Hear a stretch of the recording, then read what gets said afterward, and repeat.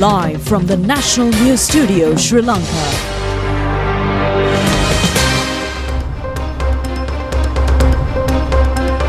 Bringing you the news from Sri Lanka and across the world, it's your national news broadcast on Sri Lanka Rupavahini Corporation. I'm Siobhan Pereira, and let's take a look at your headlines straight away.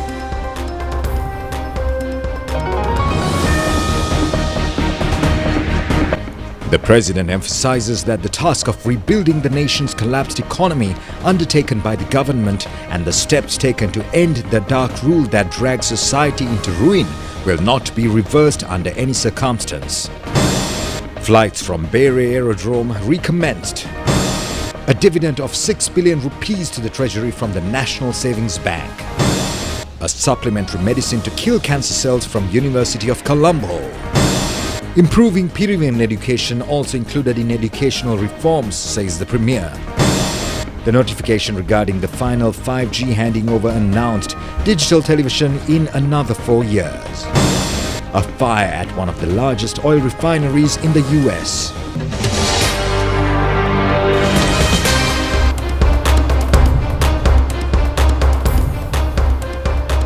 Now in your top story tonight, President Anukumara Dissanayake emphasized that while the government has undertaken the task of rebuilding the nation's collapsed economy, it has also assumed the responsibility of restoring a society that has deteriorated on many fronts.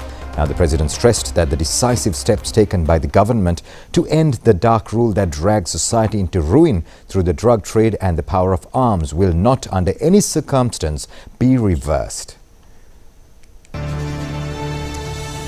The President made these remarks while addressing the religious ceremony held at the historic Magul Maduwa in Kandy to mark the presentation of the scroll of appointment to newly appointed Anunayak of the Askeri chapters and of the Siam Mahanikaya, Most Venerable Narampanave Anandanayaka Thero. At the ceremony, President Dissanayake presented the scroll of appointment to the newly appointed Anunayaka Thero.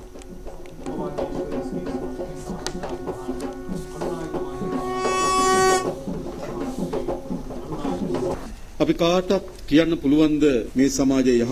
President, Anukumara Dissanayake, said that Venerable Narampanave Ananda Thero assumes the office of Anunayaka at a time when both our society and the Sasana are facing great challenges. The Thero's qualities of patience, compassion and courage will serve as a powerful source of strength in guiding the nation successfully on this journey. Historically, leading monks have provided counsel to strengthen and protect the state. Whenever the nation faced threats, they intervened for its security. This heritage of the Mahasangha is one we are truly prepared to uphold and respect. During discussions on the tourism industry, it was emphasized that the historical heritage offers significant potential to strengthen this sector. Additionally, Sri Lanka's natural beauty, its wildlife and the hospitality of its people are crucial assets in promoting tourism. These factors, rather than trends alone, form the backbone of a successful tourism industry. Regarding the Penal Code, although amendments prepared in advance were presented to Parliament, they have not yet been passed. We now have the opportunity to propose further amendments if necessary or to maintain the current provisions. These laws are not intended for personal gain. Their focus is the common good.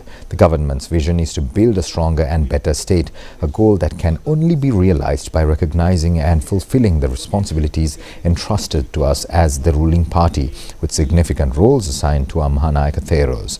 The country also faces the urgent need to combat the drug menace, which is claiming the lives of millions of young people. The government calls on those involved in drug use and trafficking to cease these activities. These efforts require societal awakening, and the Mahasangha is urged to lead this initiative, raising awareness and guiding communities at the village level. අවශ්‍ය නම් මේ සංශෝධන තවත් සංශෝධන ගේන්න ඒත් අවශ්‍ය නැත්නම් තියෙන විදිහට තියාගෙන යන්න.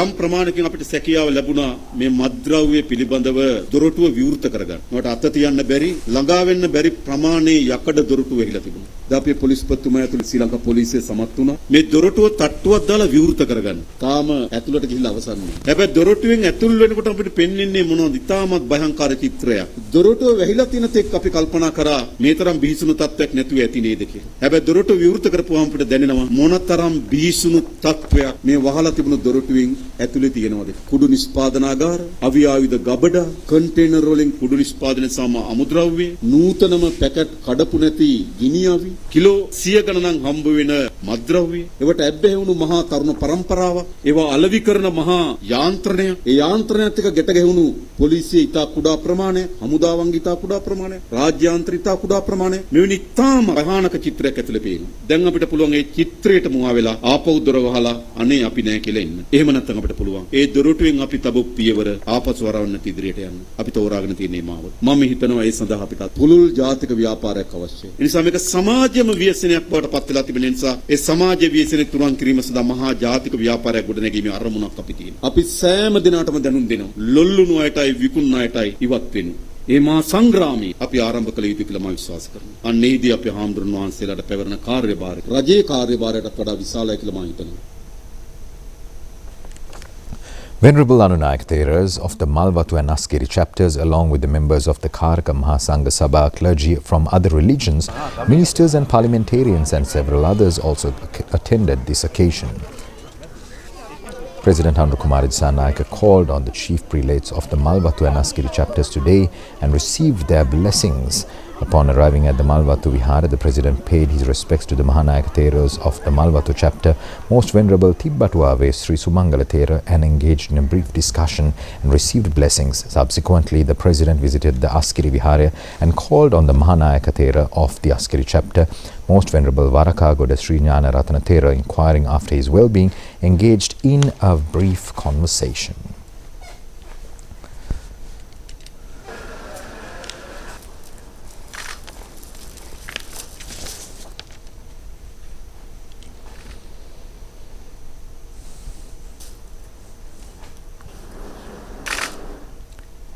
Flight services between Katunayake and Colombo were officially recommenced today, with the Bere Lake designated as a water aerodrome under the patronage of Minister Bimal Ratnayaka. Launching this service, operated by Cinnamon Airlines using a Cessna 208, landed on the Bere Lake. The first flight started from the Katunayake Airport, and Deputy Ministers Ruwan Ranasinghe, Janitha Ruwan Kodituakku, Defence Secretary, Retired Air Vice Marshal Sampath Tuyakonta, and Chairman of John Keel's Holdings Krishan Balendra were on board. Several officials of the Cinnamon Hotels Group was also present at the event.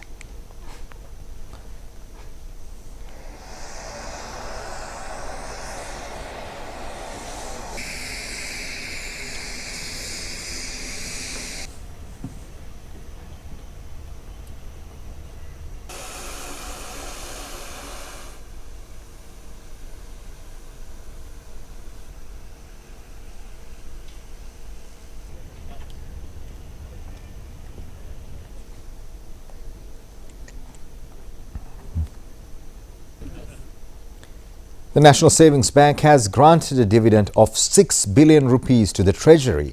Now, the relevant cheque was handed over to the Secretary to the Treasury, Dr. Harshana Surya Peruma, recently.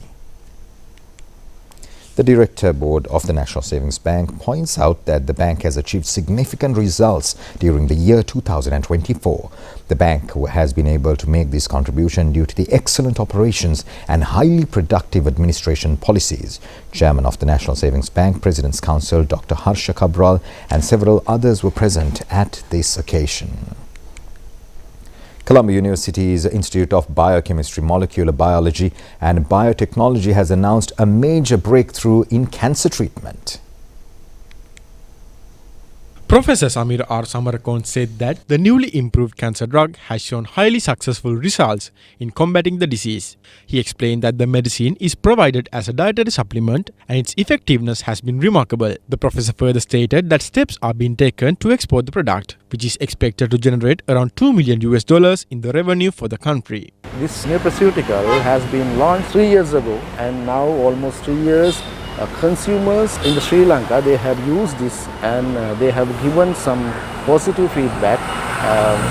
Actually, this has been developed as a nutraceutical. It is not a drug. There are so many methods to fight against cancer. As an example, now recently Russia, they developed a vaccine. Not only that, there are some other methods like surgery, chemotherapy, radiotherapy and additional targeted therapy, and as well as conventional Ayurvedic and traditional therapy. Now, what we have done here, we have developed this nutraceutical to fight against cancer stem cells, and with the aim of improving the quality of life, we have developed. Other thing is, now recently we sent our article to publish in two reputed journals. Now it is available online. That's why I think that newspaper has made this news. Prime Minister Dr. Harini Amarasuriya says that it is expected to enhance the quality of Piriven education through the new educational reforms. She made this comment participating at the Piriven Guru Pratibha Pranama 2025 felicitation ceremony. The ceremony has been organized by the Pirivana Educational Division of the Ministry of Education, Higher Education and Vocational Education. Out of the 825 Pirivanas island-wide, 50 Pirivanadipati Theras and 100 laity and clergy Pirivana teachers were offered with the evaluation certifications who scored highest marks under the education criteria.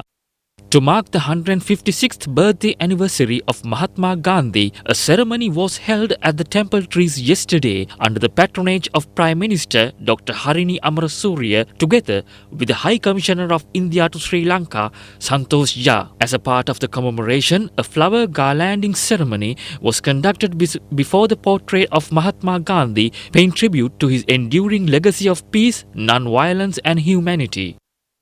Prime Minister Dr. Harini Amarasuriya participated in the official launching ceremony of the Australia RMIT University and the University Grants Commission joint research program held yesterday in Colombo.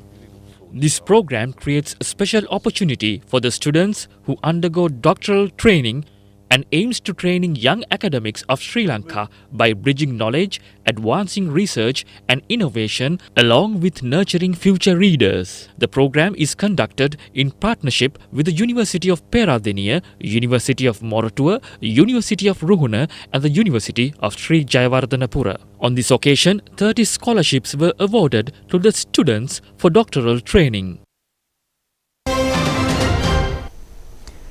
Prime Minister Dr. Harini Amarasuriya participated in the closing ceremony of the Symposium on Climate Action 2025 held recently. The two-day Climate Action Symposium 2025 was facilitated by the Ministry of Agriculture, Livestock, Land and Irrigation in collaboration with the Climate Resilient Integrated Water Management Project and UNDP Sri Lanka. The Prime Minister called for collective action to translate symposium insights into national policies and community-level solutions, ensuring that Sri Lankan efforts serve as a model for global climate resilience.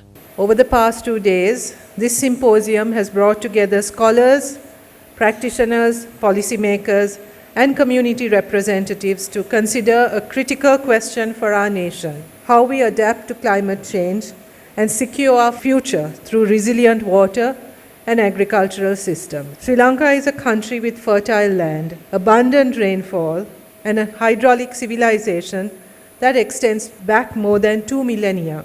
The indigenous tank cascade systems, and I understand yesterday the Honourable Minister had asked us not to use the term tank because it conveys such a cold technical term, whereas our weather is something much more. So our weather, built by our ancestors, remind us that balance between people, water and the environment is not a new goal, but a legacy we must protect. Today, as we face the challenges of climate change, extended droughts, erratic rainfall, floods, and the vulnerabilities of smallholder farmers, it is the same spirit of ingenuity and resilience that must guide us. One example of this is the Climate Resilient Integrated Water Management Project, known as Veugampu Budua, and since 2017, this project has directly benefited more than 780,000 people and indirectly reached over 1.1 million across Malwatuoya, Yarnoya and Mioya river basin. The notification regarding the final 5G handing over required for the frequency auction 2025 was announced today by the Deputy Minister of Digital Economy, Eranga Weeraratne, at the ICTA institution. It has been declared that the 5G technology will be immense help for the economy, innovations and the industrial sector of the country. We are going to consider 13 main factors. So they are how these operators are going to invest for this 5G, and then how the 4G also, how it interconnect with 4G, and then harmonization of the spectrum, then the spectrum roadmap, then spectrum how it's going to share with the other required services. Then we have to consider spectrum pricing as well. Then in future we have to utilize the 700 megahertz band for the 5G. So we are looking at that as well. And now for several development news items in brief. Ministers K.D. Lalkanta and Chandana Beratna engaged in an observation visit to look into the recommencing constructions of the main canal that carries water from Daduroe Reservoir to the Inginimitia up to a distance of 35 kilometers. Although construction of this project was initiated during the past period at a cost of nearly 13 million rupees, the work stopped halfway due to political crisis causing immense hardships for about 7,000 farmers. Minister K.D. Lalkanta pledged the farmers to recommence the project without delay. The new building of the Anamadu Divisional Secretariat in Putlam, vested to the public recently at a sum of 163 million rupees, has been spent for this building. Minister Chandana Beratna and several public representatives were present at this opening. The new post office will be established at Jayantipura area in Polonnaru. The foundation stone for the building was laid under the patronage of Deputy Minister Dr. Hansaka Vijayamune yesterday. A sum of 29 million rupees have been allocated for the project. Today is the 7th day of the Colombo International Book Exhibition. Large crowds were gathering at the exhibition premises today as well at the BMICH. The Colombo International Book Exhibition is reaching its final stage. During the first 6 days, large crowds have visited the exhibition. There are over 500 stalls in the premises, and out of them 50 are foreign book stalls. A number of books have also been launched. A special dubbing studio has also been set up by the national television at the book exhibition premises. Persons with dubbing skills are able to show their skills at the national television dubbing studio set up there.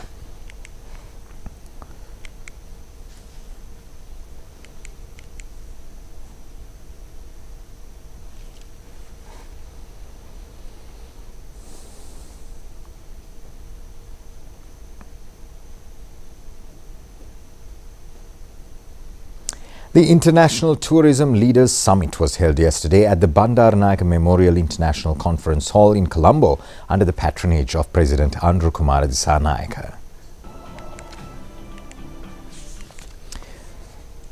The ITLS Summit was organized to mark the conclusion of a month-long series of activities held throughout September parallel to the World Tourism Day, including school competitions from provincial to national level, research forums and industry exports.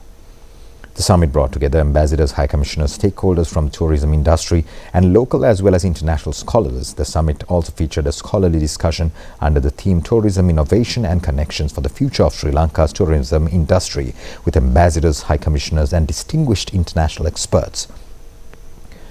At the event, President Andrew Kumar Dissanayake presented awards and certificates to students who emerged winners in the provincial competitions of the All Island School Tourism Clubs. During the event, awards were also presented in appreciation of tourism industry veterans, while a special memento was presented to President Andrew Kumar Dissanayake. Minister of Foreign Affairs, Foreign Employment and Tourism Vijitha Herath emphasized that the government's objective is to develop a quality-driven tourism industry based on new research and innovations. The minister also noted that several programs were also already being implemented to attract the younger generation to the tourism sector. The minister further highlighted that Sri Lanka's unique and authentic hospitality rooted in the nation's culture and civilization offers the potential to showcase to the world an experience unmatched by any other country while contributing to the achievement of the nation's economic growth targets. 5000ක් ඉක්මවලා සංචාරකයන් ලංකාවට ගෙන්වගෙන තියෙනවා. අපිට අවශ්‍ය වෙන්නේ අපේ සංස්කෘතිය අපේ සભ્યත්වය ආරක්ෂා වෙන ආකාරයට අපේ සංචාරක ශාස්ත්‍රය සංවර්ධනය කිරීම. අපිට කිසිදු උවමනාවක් නැහැ. ඒ ගුණාත්මක භාවයේ පහළ දමමින් ප්‍රමාණය පමණක් වැඩි කර ගනිමින් අපේ රටේ සංස්කෘතියට සભ્યත්වයට හානිදායක වෙන කිසිවක් කරන්න. ඒ නිසා ඊට වගකීමෙන් අපි කියන්න කැමති කිසිදු ආකාරයක සමලිංගික සංචාරකයන් කැඳවා ගැනීම ප්‍රවර්ධනය කිරීම අපේ ප්‍රතිපත්තිය නෙමෙයි. එහෙම ප්‍රතිපත්තියක් අපිට නැහැ. මොකද මෙතරම් සංචාරකයන් ප්‍රමාණයක් ශීඝ්‍රයෙන් ලංකාවට එද්දී ගුණාත්මකව යුරෝපයේ සංචාරකයන් විශාල ප්‍රමාණයක් අපේ රටට ළඟා වෙද්දී ආදායම ශීඝ්‍රයෙන් වැඩි වෙමින් තියෙද්දී අපිට මෙවැනි උවමනාවක් කිසිසේත්ම පැන නගින්නේ නැහැ. The President had a friendly chat with the people who attended the Colombo International Book Fair after the program.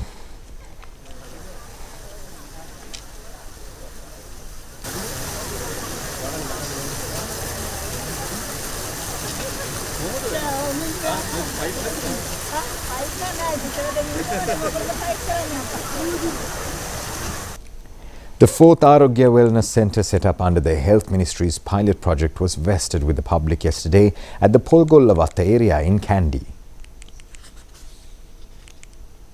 The ceremony, which was held under the patronage of Health and Media Minister Dr. Nalinda Jayatissa, was also attended by several people's representatives and health officials.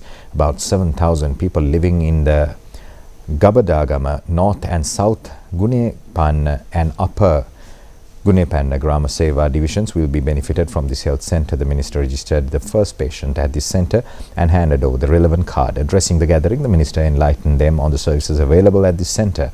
He further said that although this project was implemented as a new concept, there are many challenges. He also said that about 100 new cancer patients are reported daily at present. It is usually about 35,000 patients annually. Out of that amount, about 35% patients start treatments at the Maharagama Apeksha Hospital. About 30% of the entire expenses for purchasing medicine has to be spent to purchase cancer drugs only. Some types of medicines are not available at the government hospitals. Therefore, people have to purchase them at their own cost from the private sector. The minister pointed out that if the disease is identified at this first stage, it can be controlled. Deputy Minister Ruan Senarath says that certain quarters are falsely alleging the government parliamentarians with the arrest of narcotics and those who are connected with it island-wide. He made this observation at a media briefing held today at Hambantota. Deputy Minister Ruan Senarath observed that thousands of kilos of narcotics have been taken into custody along with the connectivity network. The names of politicians who are also part of this network are being revealed. Those who are defeated during the last general election are disturbed by these activities and are also trying to create an impression that they are not in any way connected to these activities. They are also trying to inform the public via social media that some of these underworld leaders have been organizers of the Sri Lanka Podujana Peramuna rallies and activities. And now we'll take a look at a few more local news items in brief. The court has given permission to Tangol police to detain and interrogate Veerasinghage Sanath alias Peliyatte Sana until the 9th of this month regarding the Sinimodara narcotics court case. This decision has been taken as per an order issued by the magistrate. The Colombo Municipal Council was lighted in pink colour in support of the global lighting campaign with the objective of raising awareness among people regarding breast cancer. 3 lives are lost daily in this country due to breast cancer and 15 females receive their diagnosis daily according to reports. The Ministry of Public Administration, Local Government and Provincial Councils has taken steps to introduce a new website with the aim of further streamlining human resource management in government service. This site can be reached via the link www.gov.hr.gov.lk. Recruitment of officials for the government service, promotions and transfers along with their related matters will be taken up via this website. The Tudu felicitation ceremony organized by the Arts Council of Sri Lanka was held at the auditorium of the Ministry of Public Security yesterday. The ceremony has been named Tudu since musicians presented their creations using their fingertips. 3 musicians were felicitated this year and the ceremony under the guidance of Minister Dr. Hinidunna Sunil Senevi.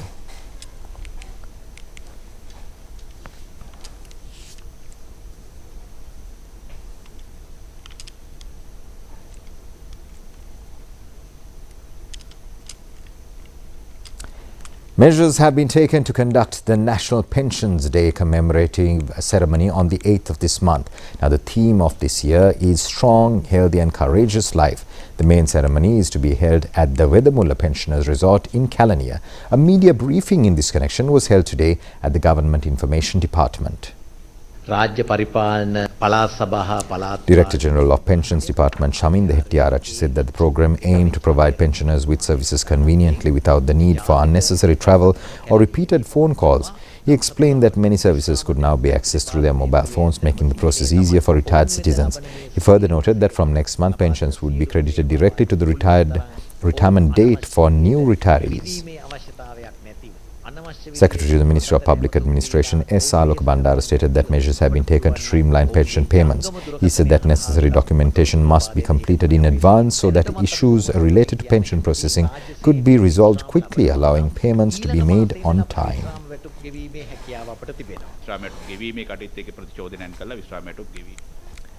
The Embassy of the Republic of Korea in Sri Lanka, led by Ambassador Myeon Lee, hosted a grand celebration to mark Korea's National Foundation's Day in Colombo. This year's celebration also commemorated the 48th anniversary of diplomatic relations between Korea and Sri Lanka, highlighting the deepening friendship and multifaceted cooperation between the two nations. The occasion was graced by several distinguished guests, including Minister of Women and Child Affairs Saroja Savitri Polraj, who attended as the chief guest. Also in attendance were cabinet ministers, ministry secretaries, ambassadors, Korean nationals and representatives from diverse sectors of the Sri Lankan society, all of whom have contributed to the ongoing partnership between Korea and Sri Lanka. Sri Lankan people for trust and support extended to Korean people during the trial. The shared experiences make our friendship even more special. Under the leadership of President Tanura Kumara Dissanayake, Sri Lanka has undertaken important reforms aimed at attracting investment, advancing digital transformation, and promoting transparency, the efforts that resonate deeply with Korea's own journey of national renewal. This year marks 48 years of diplomatic relations between Korea and Sri Lanka. For nearly half a century, our two nations have built a deep and lasting partnerships. Sustaining this long-lasting partnership requires great efforts, and I appreciate the contributions made by Korea team of KOICA, Korea Exim Bank, Kotra, Kofi, Kopia, EPS Center, and the Semal Foundations. They continue to deliver tangible results by undertaking various development projects across multiple sectors, facilitating trade and investment, and promoting people-to-people exchange. I want to also give another example of the project we worked with UN Women, which brought together women entrepreneurs from different regions to enhance women's economic opportunities and increase their visibility in local and tourist markets. On behalf of His Excellency President Anurukumara Dissanayake and the Government of Sri Lanka, I wish to convey my warmest felicitations and heartfelt good wishes on this special and auspicious event. Our bilateral relationship, founded on mutual interests and shared values, has evolved over the years to encompass political, economic, and people-to-people exchange as we celebrate 48 years of formal bilateral relationship this year.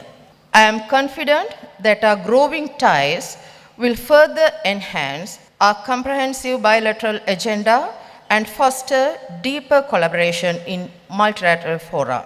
The Government of the Republic of Korea has consistently been an invaluable development partner for Sri Lanka, supporting the Sri Lankan government's development priorities. Sri Lanka has long benefited from generous Korean official development assistance for important projects in education, transportation, tourism, technology, water management, and rural development, all of which have greatly contributed to the country's socio-economic progress. And that was a look at your local news. Foreign news when we come back. Stay tuned.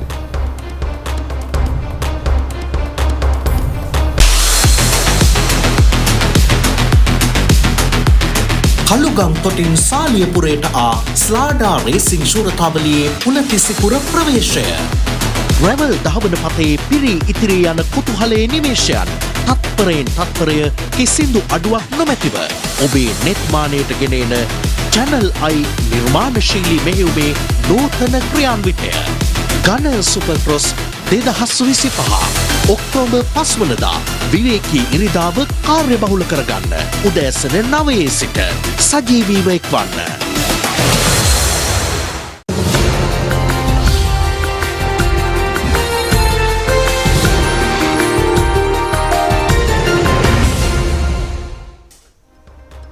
Welcome back. In your foreign news today, firefighters in California have contained a massive overnight blaze at a jet fuel production unit in Chevron's El Segundo refinery near Los Angeles. Residents in El Segundo, some 32 kilometers southwest of Los Angeles, reported feeling a major blast around 9:30 p.m. local time yesterday, with orange flames and plumes of smoke visible around the refinery. City officials say there is no public threat or evacuation orders currently in place. The cause of the blast is still under investigation. Now, Hong Kong lit up in spectacular fashion this week to celebrate the 76th anniversary of the founding of the People's Republic of China, with dazzling drone and firework displays drawing massive crowds to the city's waterfront. More than 1,000 drones illuminated the night sky over Wan Chai's harbourfront on Thursday, forming images of the Chinese national flag and iconic Hong Kong landmarks. The 50-minute performance, themed celebrating the 76th anniversary of founding the People's Republic of China, was organised by Bauhinia Culture Holdings Limited and Bauhinia Magazine. Crowds gathered along the waterfront, watching in awe, capturing the spectacle on their phones as they joined the National Day celebrations during China's 8-day Golden Week holiday.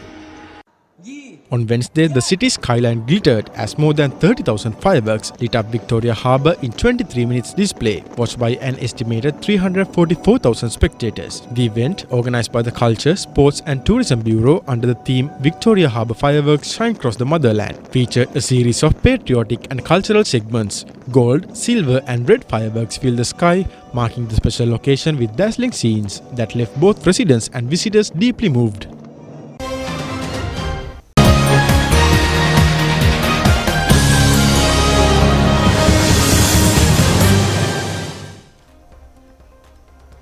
Last but not least, sports news. Captain of the Sri Lanka women's cricket team, Chamari Atapattu, says that the team is ready to face a match with Australia, avoiding the mistakes committed during the first match played against India in the Women's One-Day International World Cup cricket tournament. In the first match of the tournament, Sri Lanka tasted defeat against India.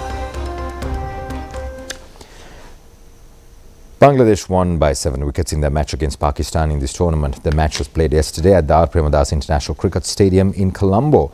Batting first, Pakistan scored 129 runs all out in 38.3 overs. Bangladesh, chasing 130 runs for victory, scored 131 runs in 31.1 overs and also won the match.